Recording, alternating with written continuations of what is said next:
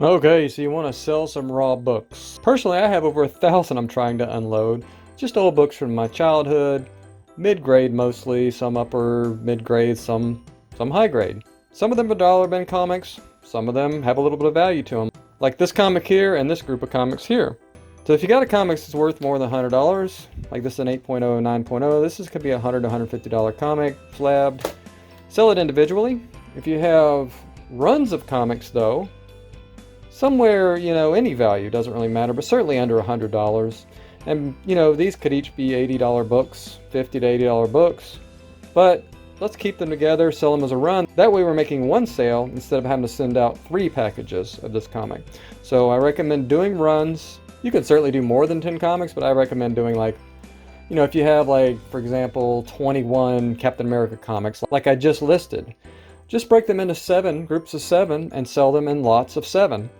And that way you're sending out 3 packages and you're not having to get into the hefty boxes or whatever. And I'll tell you why in just a moment I recommend doing that. So what I recommend doing, even though it's a little more pricey on the shipping end for the customer, is just order a bunch of these priority mail legal flat rate envelopes from the post office. They'll send you batches of huge amounts for free. And I have tons of these laying around from where I've bought comics. These are the Gemini mailers. If you don't have these, you can just use cardboard. It works fine, and you can put that directly in the priority mail. But I recommend using these if you have them. They'll hold usually up to 10 or 11 comics, sometimes 12. And I'll show you how to package them so you can maximize your space inside these things. So if you're sending one comic, we'll go on eBay and we'll show you how to list. But let's go ahead and just get this process done, the shipping process. And then we'll talk about taking photos for it and listing it. So what you can do is you can either get a couple pieces of cardboard. You don't even really, this is optional, but I like to put one little extra layer of protection. You can get these pieces of cardboard that fit in there, or you can just use a couple backing boards. If you have a couple old backing boards that maybe are bent a little bit or faded or worn or whatever, just throw them around the comic like this, and it adds a level of professionalism to the way you package your orders. Doing it that way, and it looks like you actually care a little bit more about it. And then what you want to do is secure it in here. Now I'm not going to talk about the whole process for packing these away in Gemini mailers. I'm just going through the general basics. There'll be another video on doing that. But yeah, basically you want to secure these in there, tape them up good, and put them in. Once they're taped professionally, securely, then you can just put it down in this priority mail envelope, seal it up, request a pickup from the post office, or just take it down if you have several directly to the post office and ship them out. eBay will give you the label to print off.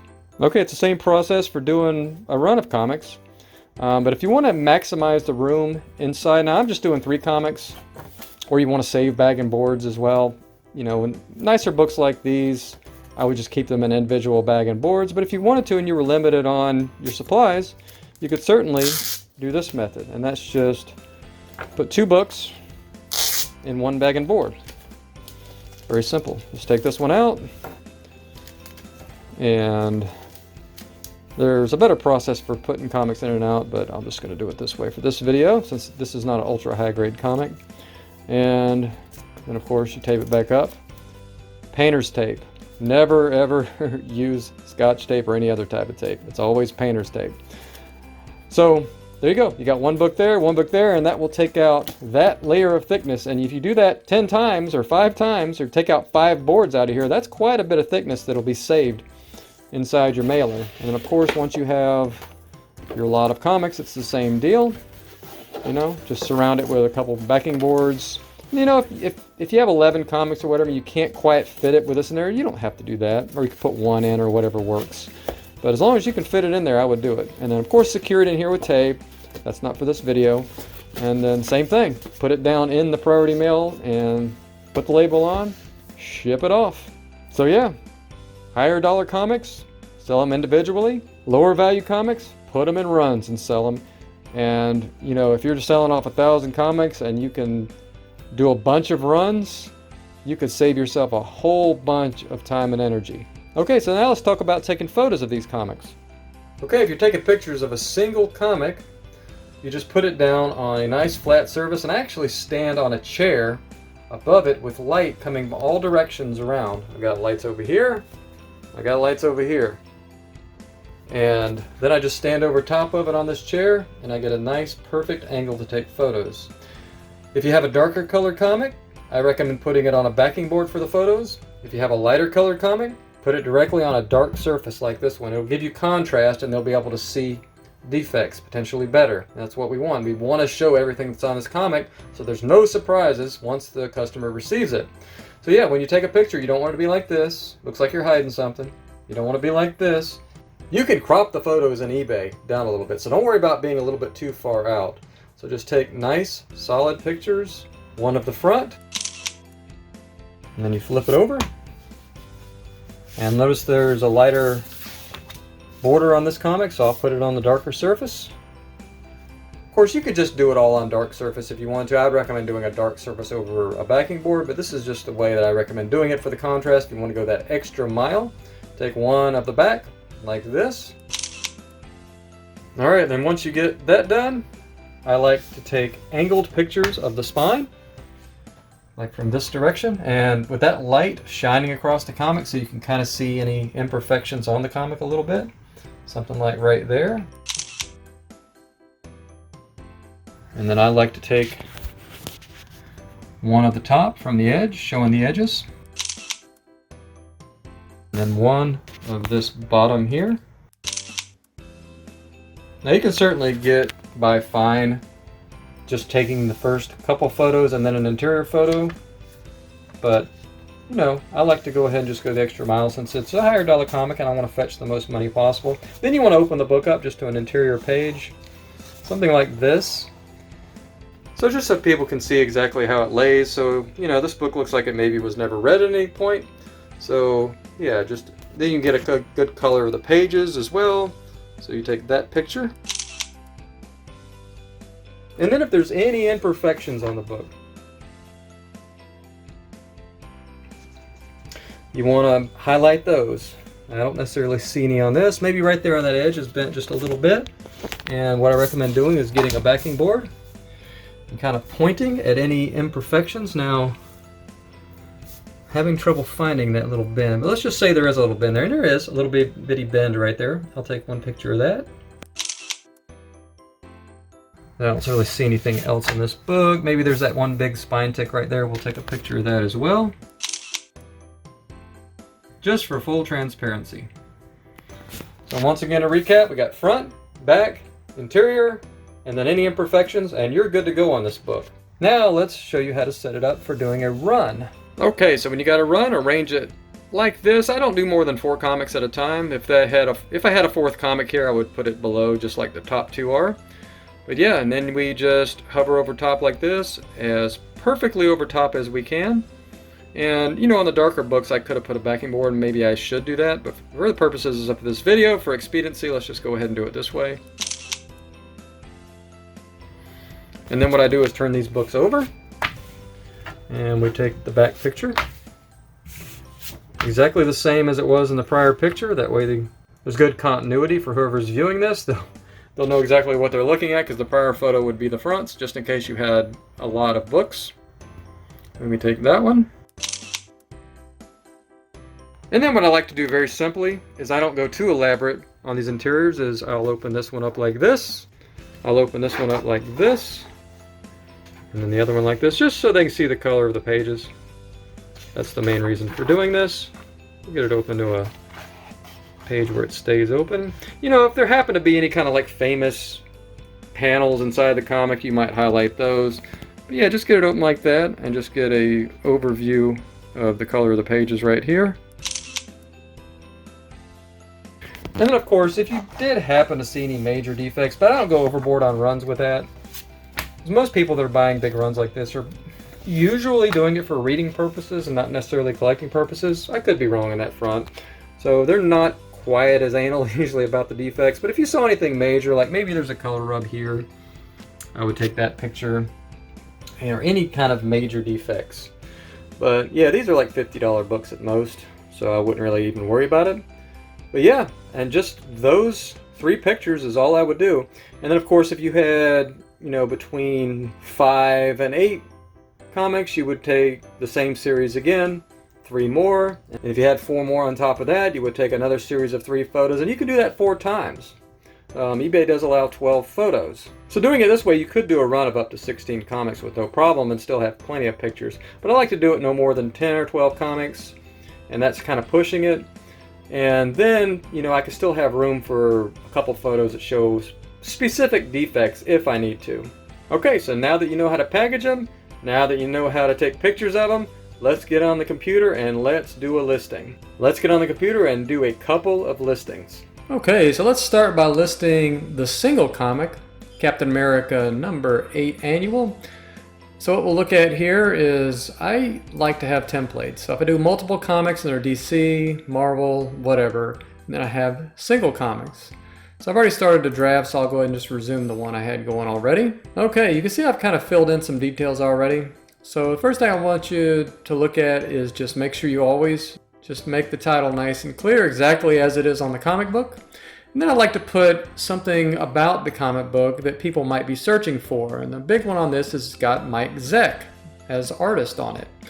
And then obviously a classic Wolverine battle, that's something you can put on there. And that's just an idea to give you. Whatever you think is the most prominent feature that people might be searching for, there you go, right there. And then I like to put higher grade, mid grade, low grade, very fine if I'm more specific, fine, near mint, NM, near mint plus, whatever you think the grade is, or just don't put anything if you're not sure about the grade. And then in the details, in the description, you can put I'm not a professional grader, just let the photos be your guide, something like that. If you know anything else about the condition, you can put some details here, like nice appeal, very attractive, has white pages, and then just refer them to the description for any more details you might have. So the next thing I like to do is just go ahead and get the photos loading. So wherever you have those pictures saved, just load them up, put them all in at once.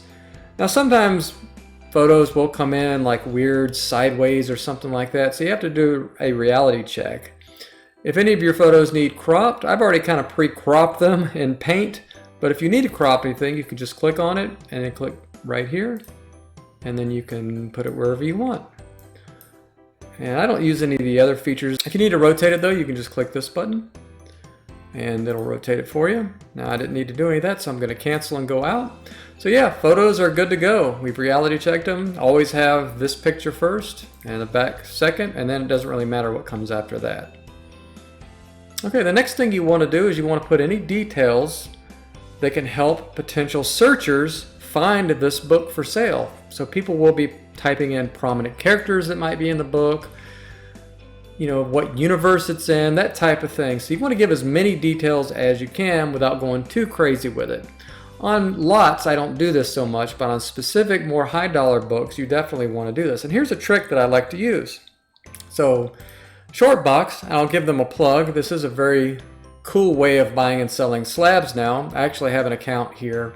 I'll put it in the description and you can see what books I currently have for sale. I just basically price my books exactly what fair market value is pretty much. So I'm not trying to gouge anybody. So if you want to pick up some books that I've handled myself, then you know, by all means, take a look at my inventory. I was just going to say that, and a lot of the books that I'm selling are childhood books, so it's hard for me to part with them, but I do have them for sale here on Shortboxed.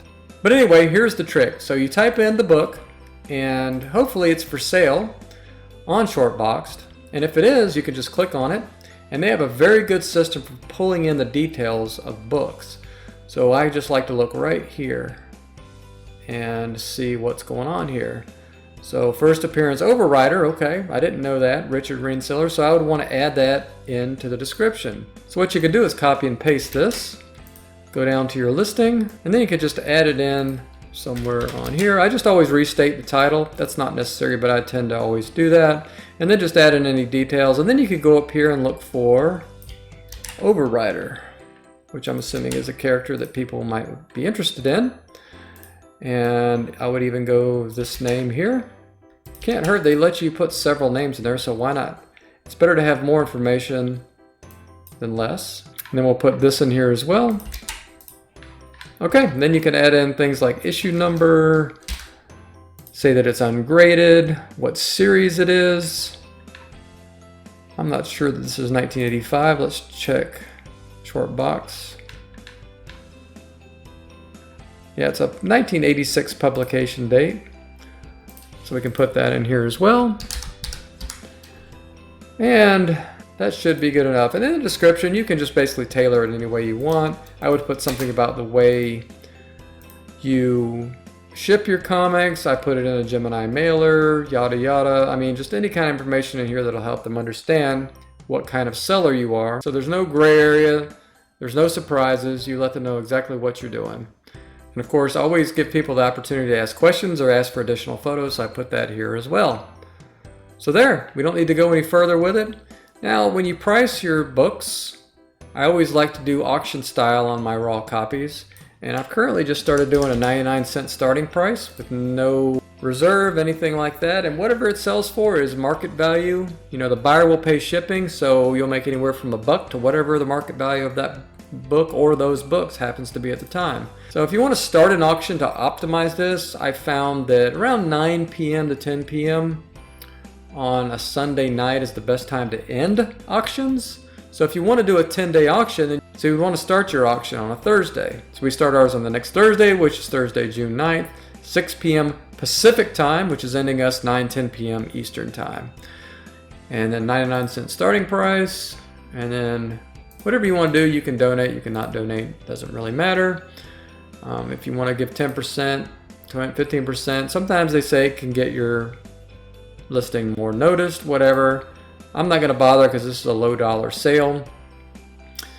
Put your sales tax for your state that you live in or your local jurisdiction. I'm in South Carolina of the United States, so I put that. I use the legal flat rate envelope, so I'll click that. And we'll calculate shipping based on buyer location. Well, this is flat rate, so we don't really have to do that. So I'll just put the same amount to all buyers. I think it's $9.25 is my cost. So for shipping and handling, I just put $9.75. That 50 cents covers any incidentals, things I might have to buy, gas money, traveling to the post office, whatever. $9.25, $9.75. You know, we might sell this book for $1. We don't want to. We could quickly be losing money if we don't make a little bit on shipping there. So I'll put that at $9.75 just to be on the safe side. You know, this is a package probably is going to be a pound or less, but you can certainly put 1 to 2 pounds just to be safe because this is a priority envelope. So it's a flat rate up to a certain weight, and we're not going to get anywhere near that weight. If you're in a major city, you could put something like offer local pickup. That's something you might want to do. But other than that, we're pretty much done here. We can go ahead and list this book, and it's ready to go. We just list item. Okay, now we'll create another one. So let's create a new one. All right, so it's the same process. In this, you always want to put lot and then just put the numbers that you're including. If you happen to have like a large lot, you might put like 407 to 415 or something like that. However, if you do have like one of the issues in the run happens to be higher value, you want to list that one individually and just do the dash for the less valuable comics in the lot. But for this one, we just have 3 books, so we're doing it that way. And by the way, if you're wondering where 405 is, I think I gave it to my brother. It's probably hanging on his wall. So I don't have the full run here, but you know, good enough. 405, 406, 407, it might fill a gap in somebody's collection. So once again, we'll go ahead and put in the photos, and we'll just reality check them. So it looks like we're looking good there. I'll put higher grade since we're not really high grade, we're more higher upper mid grade, so we'll put higher grade just so people know that it could be, and we've already listed very fine, so we're good there. And then once again, same process, we put Batman in there obviously. For some reason it didn't let me do that. So let's try again. Okay. And any other prominent characters you can put in there as well. DC Universe. And then once again, going to short box is always something you can do. So we'll do a search for Batman 404, which is most likely going to be for sale. It's a pretty popular book. So we'll just click on the first one here. And once again, Frank Miller's story. That's pretty much all we need from that one. It's 1987. So we'll make sure we put publication year of 1987. And we'll go in here and we'll fix this one. We'll put this description Put this description in here. Yeah, there's no specific characters, anything like that we need to add, so we're pretty much good to go. Same thing, auction style, 10 days, starting on the next Thursday. 99-cent starting price. Put the number of comics in the lot. That's important. Sell as lot. Items in lot 3. Make sure you click that. And once again, $9.75 for shipping. Flat cost to buyers. Now you obviously can do calculated by buyer location. You can do whatever shipping you prefer. You can do a regional rate. You can do a lower rate. This is just my recommendation of what I do to make things easier. I love the fact that the post office will just send you a bunch of these flat rate envelopes and you can just have them picked out from your house. You don't have to go anywhere if you don't want to. And the buyer's going to be paying the shipping. Sure, higher shipping slightly, you might not sell as many books, but for the convenience, this is just a hobby for me. I'm not a professional buyer and seller, so it works perfectly fine for me. And everything else looks good here. Just do a reality check, and then we're ready to list the items. And I'm done. So I hope this video has been helpful. If you have any questions or comments, I'd love to hear from you. But thanks for watching, and happy collecting. And just so people can see how well that book lays, like